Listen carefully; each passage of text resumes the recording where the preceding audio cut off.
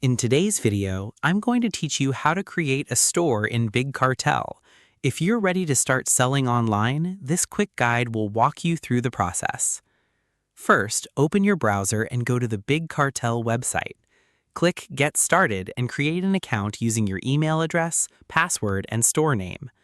Choose a store name that matches your brand and is easy for customers to remember. Once you're signed in, you'll be taken to the dashboard. From here, you can begin setting up your store. Start by selecting a theme and customizing your storefront. You can upload a logo, add a banner image, and adjust colors to match your brand. Next, click Products and select Add Product. Enter the product name, description, price, and upload photos. Repeat this process for any additional items you want to sell.